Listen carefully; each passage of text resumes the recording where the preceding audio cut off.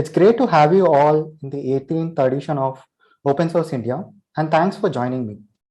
In this session, I would like to talk about my journey on building Canvas Board, an open source multi-phase platform for educational organizations. Before we get started, let me introduce myself. My name is Goli Akshay, creator and maintainer of Canvas Board. Currently, I'm a final year student pursuing my integrated masters from IIIT Bangalore. I've been a great fan of open source right from my initial years of college. I recurrently keep myself updated with interesting blogs and articles related to open source, and that's something gave me an interest to build Canvas board. So here's the quick agenda. We'll see what is one of the major problem educational institutions face during the pandemic and how Canvas board tries to solve the problem. Then we'll also have a brief introduction on what is Canvas board, along with a few details like technology stack, architecture, and a demo. I'll also be sharing my journey on how we scaled our systems to support many concurrent users and the challenges faced, case studies while building Canvas board, following with the future goals and why Canvas board is important. So when I started Canvas board, that is when I was in my second year of my college, the application was very simple.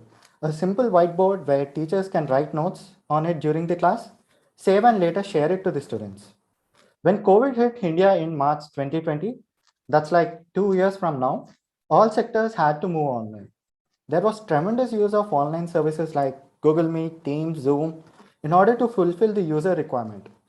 When it comes to the educational sector, teachers highly relied on these platforms for teaching classes and on few other platforms like WhatsApp, Discord for sharing lecture notes, slides, and references.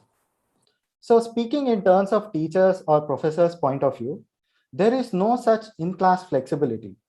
Teachers just relied on this online streaming platform and just shared PDFs and PPTs during the sessions.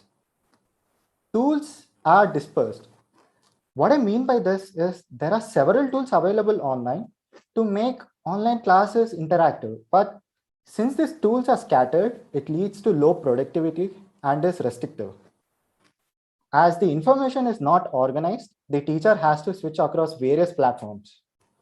And one other issue is flexibility. For the flexibility for sharing and saving lecture notes details within the same platform. And when it comes to the student side, there is no such a dedicated platform for students to access all the teachers or professor notes and information shared during the class, due to which there are high chances of missing out on some crucial information shared by the teacher. During some of my classes, I've noticed that professors would frequently switch across some of these platforms and tools to deliver the lecture. This also caused issues during online classes with screen sharing, lagging, and the teacher has to share their entire desktop screen, which may have felt like an invasion of privacy. Teachers use Google Docs and Markdown for rich text editor functionalities like different fonts, colors, adding images, orders and unordered list, and many more. And they use slides for presentations. One of the major problem was there was no way to link the rich text editors and the presentation slides. Using the Blackboard method is a traditional way of teaching classes, but during the pandemic, everything turned digital. So teachers use few tools like Jamboard, Excalibur for digital whiteboards and collaborations. One of the problem over here is that there was no way for teachers to link all these bulky notes written in docs or between slides and digital boards. To make classes and lectures interactive, teachers use flowcharts and mind maps and other interactive diagrams. Teachers generally take screenshots and paste it in the slides.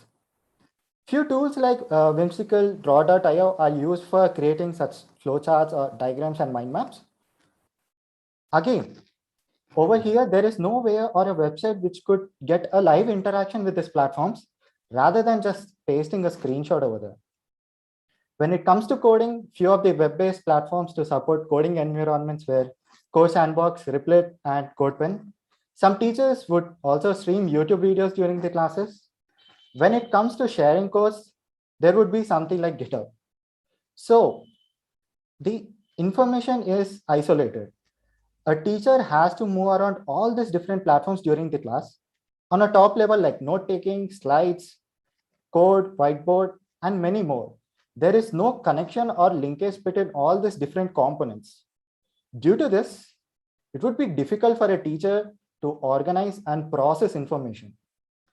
As there are many tools switching across these platforms in the class, this would lead to low productivity. And I feel this is something which is not efficient. And the solution for this is connecting all these different components and bringing them to a one single platform. When I was exploring the idea of connecting all these different platforms and bringing them to all one space, I figured out that we could use embeds or communicate with their APIs and endpoints. Canvas board tries to integrate all these different components in the form of plugins to one single workspace. So what is Canvas board? So Canvas board is an interactive board with plugins focusing on replacing the need of multiple platforms for teaching, presenting your data, managing your data, or organizing your data. With this solution and idea in mind, we try to implement it using the following technologies. For web technologies, we used Angular and Node.js. We heavily relied on Bootstrap and jQuery for event handles and DOM manipulations. For database, we use MongoDB, a powerful NoSQL database for creating collections and documents. Redis as a cache system. For infrastructure, we rely on Docker and Amazon Web Services like ELB, EC2, S3. As systems keep growing, automation becomes crucial. We use GitHub Actions and Ansible to perform continuous integration and delivery tasks. I'll be getting in details in further slides on how we perform automations. So initially, when we started, we had a simple architecture and tested the application with a handful set of users to validate the idea. We deployed our systems in DigitalOcean Droplets with Docker and used Nginx as a proxy manager to handle tasks like reverse proxy SSL.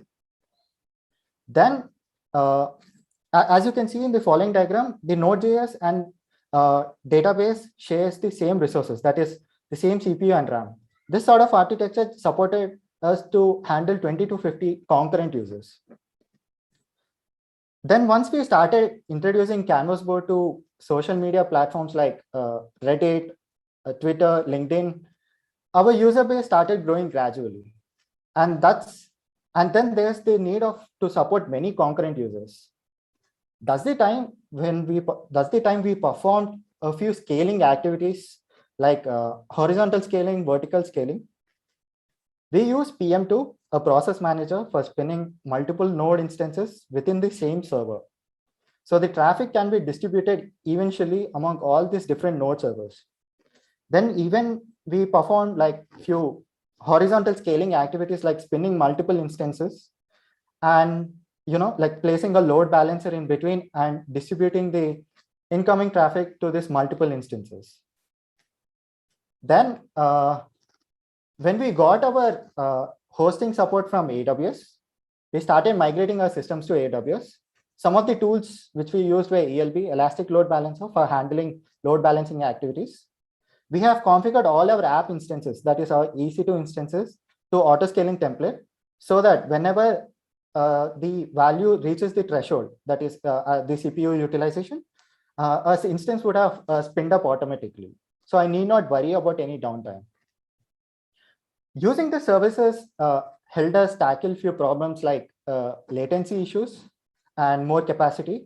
20 to 50 milliseconds is generally an optimal number for request response latency on average. No single point of failure. It's very important to keep your systems up and running almost most of the time. Few principles like spinning multiple instances, data replications ensures you the reliability. Regular backups are also very important. Just in case if any troubleshoot happens, systems can be restored back. Security measures, it's always necessary to make sure that unnecessary ports are not leaked to the internet. and a few other measures like creating proper user groups and giving proper access rather than sharing the root access of the app instances. It's a good practice. Making sure your system is running inside a VPC, that's a virtual private cloud. This not only provides security, but also provides performance in terms of network layer. Well, when it comes to monitoring, we rely on few tools like Sentry for monitoring requests, performance, and error alerts. We even use CloudWatch majorly for infrastructure monitoring. AWS provides a simple dashboard to add different widgets to monitor your system in real time. Uptime Robot, we use Uptime Robot for HTTP monitoring. So I tried implementing some of the methodologies like DevOps that I learned as a part of my courses in college. As systems were growing, automation was crucial, and we used GitHub Actions to perform continuous integrations and delivery tasks. We make sure a series of tests are performed to improve the software delivery, improve the software delivery before the changes are reflected to the production. Few of our steps the checks we perform is like whenever there's a commit to a GitHub Actions gets triggered automatically, and we run a series of checks. If there is any troubleshoot or any error within these checks, we send an alert in the form of notification or maybe an email alert. Some of the checks like we perform are making sure that Node.js application is built and tested properly, along with making sure that we pass it through a vulnerability scan just to make sure that there is no high level or medium level of vulnerabilities attached to the packages. And at the same time, once all these basic tests are done, we create a Docker image and push it to Docker Hub. Once the Docker step is done, we initialize the Ansible to run a playhook so that the Ansible clones all these Docker images from the Docker and deploys it in the production server. So this is like a basic pipeline which we follow. So moving forward, let's have a quick demo on how Canvas board works. So the main website is canvasboard.live. So this is a home page. So before you start using the application, you need to sign up. So after you go to sign up,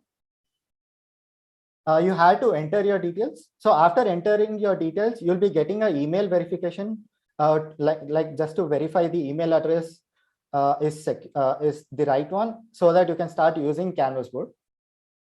After successful login, you'll be able to see a dashboard with all your folders. If you are a new user, as it is your first login, you haven't created any folders before, so your folders space would be empty. So let's start by creating a folder. So I'll just create a folder and tell maybe science class 9 and give a description that these are class 9 science material notes, and I'll just choose the color. Then I'll save the changes. So I'll be able to see my folder being created. When you have many such of folders lying on your dashboard, you can make use of search feature to search your folder quickly. So I'll be searching my folder quickly. So I'll just enter my folder. As soon as you enter the folder, you'll be able to see all your files. Currently, you haven't created any. That's why it's empty. Let's launch a new board. So here you can enter your title of your file. So I'll say I wanted to teach something like a photosynthesis topic. Here, and by default, Canvas board is a rich text editor. What I mean by that is you can have different font colors, different fonts, different colors, text alignments, and many more. So I would say this is a text, just a normal text. And then try to change the text by this is right alignment, and this is center, and this is again a left alignment. I can change the colors. I can change the font if necessary. And then I can even add a background color at the same time. So for the sake of time, I'll just try to grab few text from the online. So I'll just take few texts and try to add it on Canvas board. So live process, this is few text about what is life process, then few things about nutrition, then I'll try to add few text about nutrition. Similarly, let's add few details about what is photosynthesis, and then few details again. Yeah, this looks pretty good. So as soon as I add the required details which I need, I can change the font styles needed just to give a feeling of a heading. So I'll just change the font of that headers. Then if I want to give a special attention to this notes, I can add a background color if necessary. There are 4 different colors where you could add it. You could even add color blocks above it or below it just by clicking the above or below button over here, or you could add it right from the toolbar. So whatever the functionalities you see in the toolbar over here, custom toolbar, the same things you can see it in over here, right toolbar. That's our global toolbar. You can even shuffle the cards if necessary, like just for easy flow, easy changes and maintenance. And if I want to delete a card, I can either delete it right from the here just by pressing the delete button, or I could either delete it right from the here. So I had to make sure that the card is focused so that the focus card will be deleted. So these are a few things. On top of this, I can even add plugins. That's what makes Canvas board different. I can add a board and I can start writing on the board. And good thing is, even if I want to shuffle my cards right within this space, I can try to do it. So this is a just normal whiteboard. I can even add more plugins to the platform, either through the toolbar or by making use of fuzzy search. So these are few of our shortcuts on the platform. Like if I try to press Command Shift Z, which is in Mac, and when it comes to Windows and Linux, it's Shift Control Z. I'll try to get a fuzzy search where I can add different tools right to the platform. So say if I want to add a H1 tag, so I'll just type H1 and try to get the tag over here. So this is a H1 tag. And then try to add different text. I can even add more shortcuts, like I could bold the text by pressing Command B, or maybe try to make it italic by Command I, and few other shortcuts. So as you can see, all your notes get structured right within one space. This is just an example. So I'll just try to delete the board. If I want to add a live collaboration board, we rely on a tool called Whitboard, where it is integrated to Canvas board in the form of plugins. So we'll be adding a Whitboard and try to get live collaboration. So what I mean by live collaboration is this link can be shared to your colleagues or teaching assistants, or maybe your sub teachers. They can start writing on this together. And one of the features is like trying to spin all. So if I treat this each as a block, I can spin this each block one at a time using a slides feature. So if I try to go to slides, these are a few shortcuts for slides. I can see like I can convert my document, the whole documentation which I just created, to slides by spinning each block one at a time. So I'll just try to move forward. So these are like things which I just created. So, and this is the whiteboard we have just tried creating, and you can start writing all your notes, or maybe try to use it during the classes. So those are like a couple of features. And if you want to delete it, you could just go and delete it right from over here. For the sake of time, I already have taken a few of the templates on how teachers try to use Canvas board differently. Let's try to explore how teachers use different plugins in, of Canvas board to make a class interactive. So this is one of the notes taken from a digital design professor, where the professor tries to teach arithmetic ALU topic. So the professor has used the default text editor to add all the relevant content related to ALU, and few like URL based images just to give a visual look. Along with that, a platform called Circuitverse for simulating live circuits. And this platform is integrated to Canvas board in the form of plugins. and a few more details about what are a few more details about ALU, few tables, and creating a live board. As you can see, like before Canvas board, the teacher has to revolve around a text editor, a slides, or maybe a Google Doc, and then a circuit was, and then for images, trying to add and copy paste it to one other platform. That's something which is not organized, and we felt that's something which is not efficient. And when Canvas board came into picture, everything can be injected in one space, and try to spin each card one at a time using the slides feature. So you need not get distracted during the class, and you make sure that all your data is organized within one space. So just rolling out through the slides and how it looks. So each card gets pinned one at a time, and you could use it directly in the class. So this is, as said, this is a simulator for simulating circuits. It's called Circuitous.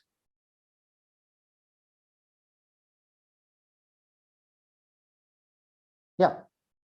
Let's explore a few more templates. Like, let's see, this is one of the other notes. Again, trying to add a few more details on what are logic gates. The professor tries to add a YouTube video over here just to give video visuals right within one space, and then a few more simulations and headings. So what each gate tries to do, and all this can be right away again, as it can be each card, as I treated this each card as a block. Each block can be like showed in a full screen mode, like just one at a time. So that's something. Similarly, this is one of the templates taken from the DevOps teaching assistant, where the teacher tries to explain the few basics of Git with Canvas board by integrating all the information required along with URL-based images, few commands, and then trying to use an interactive platform to visualize Git. So this is a simple platform for visualizing Git. So, and the professor and the teacher tries to get everything to one space and present it during the classes using the slides mode. So, as I said, this is one of the best features, like in Canvas board, you could get everything integrated to one space, and you need not worry about organizing your data within like in the different tabs. Like everything can be like shuffled, shuffle everything at one place. So you need not worry to go to different tabs. So similarly, this is again a different notes taken where the teacher tries to use the default Markdown editor to give a visuals like about the Markdowns, and at the same time a different platform to visualize the Git branches. So this is something very interesting, a template which I have taken it from one of the teacher who was trying to teach coding classes on what is Angular. So the teacher tries to integrate all the text required on teaching what is components along with URL-based image, and tries to add an environment, that is Code Sandbox, right to the Canvas board, so that the teacher can lively simulate all the actions on how to create a component, or maybe like play around with Angular. So this is Code Sandbox, and that's when we figured out like we had to integrate code sandboxes and like coding environments right to the platform. So when you go to fuzzy search and when you try to type Code Sandbox, you can simulate all these environments, that is maybe Angular environment, React, Vue, normal vanilla JavaScript, and HTML. You can even add CodePen links in the form of embeds to the platform, along with slides.com, which is open source. So if I say I want to add a React environment, I'll be able to get React environment simulated right over here. And then I can convert all these blocks in the form of slides back again to spin one block at a time. So I can give a classroom teaching feeling, making sure that the class goes interactive, and of course your whole data is organized. So this is how Code Sandbox, CodePens, Replit can be integrated to Canvas board. So, and this text editor is editable. So if I just try to go small, so as you can see, it's just text editable. And this is taken from the code sandbox. So similarly, the React environment, which I just created. Few more like other templates, like the same teacher tried explaining what are event loops. Before, the teacher relied on like different tools to help students understand to visual event loops. So then the teacher later tried getting every information to Canvas board by using our plugins. That's a text editor, adding proper headings, and trying to make your notes interactive. And then add a visualizer tool on what is on how to visualize event loop. So this is a very good website. So where you can visualize all your Node.js line by line, and then try to use a whiteboard for online whiteboard collaborations. So yeah, these are like few of the templates. Now let's go back. So that's a quick demo of Canvas board. Creating a plugin on Canvas board is as simple as writing the required HTML, CSS, and JavaScript code and export the created plugin class into the main component. All our plugins are located in the plugin directory, and our whole code is open source on GitHub in canvasboard/canvasboard. With the product going live and code being available on GitHub, we soon realize it is important to address a few security concerns. There are a few challenges we faced while building Canvas board, and I feel these are some of the essential measures that need to be taken care while while building any web-based scalable open source projects. So, like a few security risks like DDoS, distributed denial of service. You can make sure your Node.js APIs are secured by limiting the body payload by using a body parser, or if you're using an Express framework, you can also use Express rate limit dependency. Or else, if you're using ELB from Amazon, that is Elastic Load Balancer, you can attach a shield advance to the ELB to prevent from DDoS happening via the network. Few other cases like NoSQL injections, it's very important to sanitize your data. So you have to make sure that your data is sanitized. We use a package that's a dependency of Node.js called Express Mongo Sanitize to prevent from such activities happening. One of the common attacks made on web-based project is like stealing of the data from the database. You had to make sure that there is no unnecessary ports exposed to the internet. We had to expose a MongoDB port just for a short duration of time to connect to a Compass GUI. Then because of this case, someone has to steal our data and ask for a Bitcoin as ransom to retrieve our data back. So it's very important to make sure you take security concerns when you're trying to build a scalable project, and importantly when it's trying to be open source, because your whole code will be transparent on GitHub. You have to make sure no security leaks or maybe secrets are leaked out in the code base. You have to make other few suggestions are like you have to make sure that all your environments are stored, like all the important variables are stored in environment files and in secrets. So, some of the ways like securing your MongoDB database is like giving the proper user access instead of giving the direct root access. And we were using like a Docker based MongoDB container. So making sure if you had to port to a different map when you try to expose it to the internet. So you have to map, say the default port of MongoDB is 27017.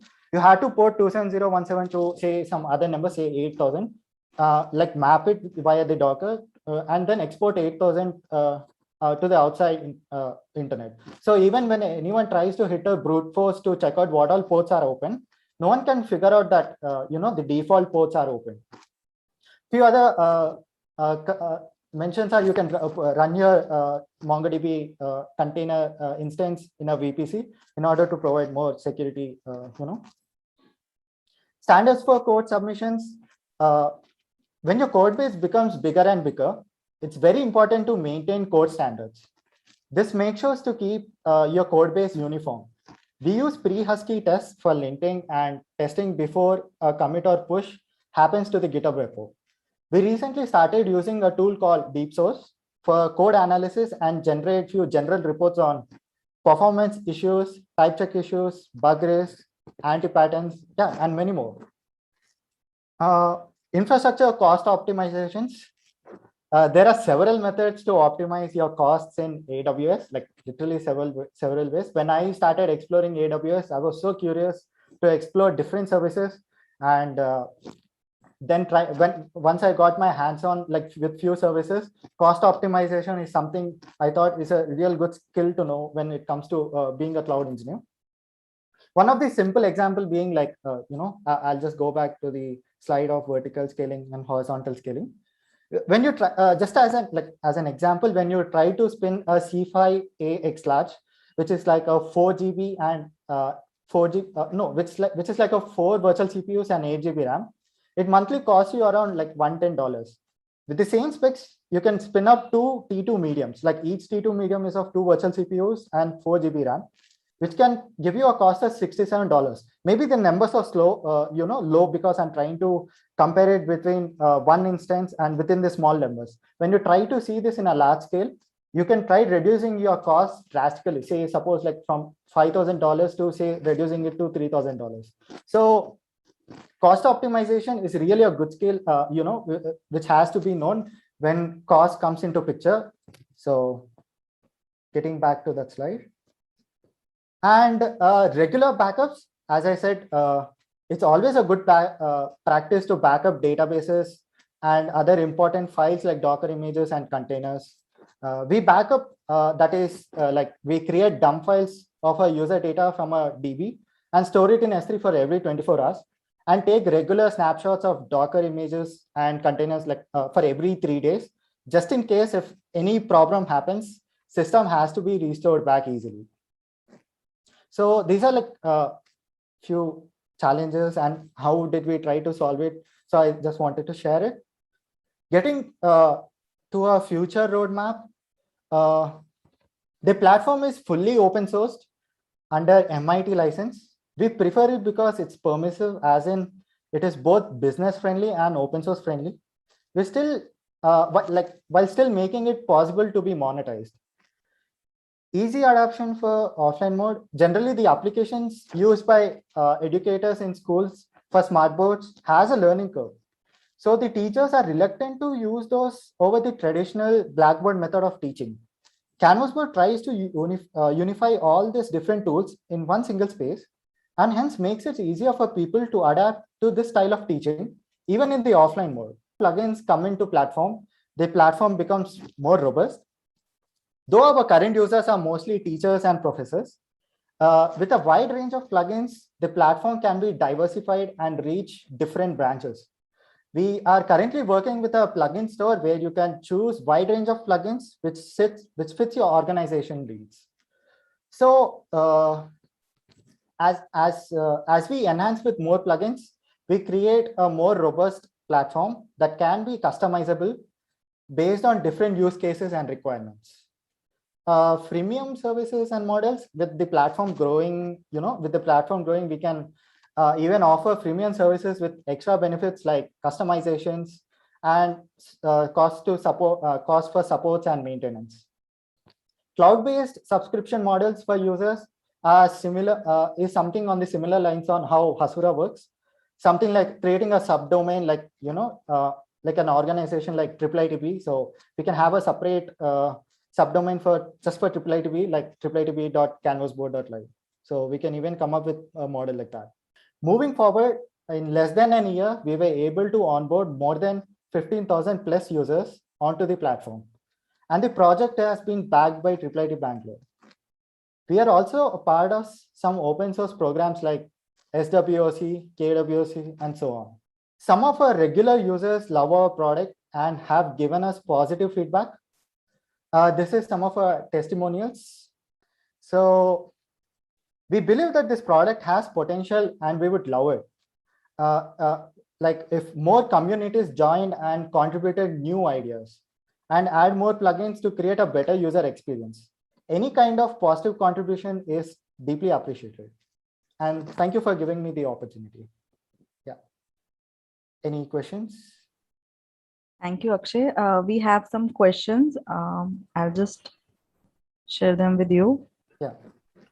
Is the platform self-hostable? Any reasons why did you choose Node.js framework? Yeah, the platform is self-hostable. You can either clone the repository from the GitHub, that is right from Canvas, github.com/canvasbird/canvasboard, and spin it within your own servers. Or if you have Docker installed, you can spin up the Docker containers using the compose file. There is one question that someone wanted to know more about machine cycle. That's a good question.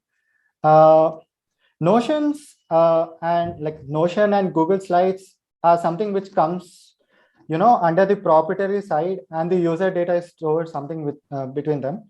As I said, like Canvas board is open source and the platform can be self-hosted, which means your data is protected within yourself. So Notion and at this same time, Notion tries to get all your things to one workspace, which is nice. But the user target for Notion is something like teams and project management stuff. Even like speaking in terms of like the future of Canvas board, Canvas board can be aligned on the similar lines by building the relevant plugins. So as I said, in one of our future pipes, that Canvas board is trying to work on getting more plugins, like plugin play store, like a plugin store where you have wide range of plugins, and try to get all different range of plugins to Canvas board and make the platform robust, so that you can use only the plugins which are required for your organization needs. So I hope that answers your question. Thank you, Akshay. Any further questions we will be taking offline. So thank you once again. Thank you.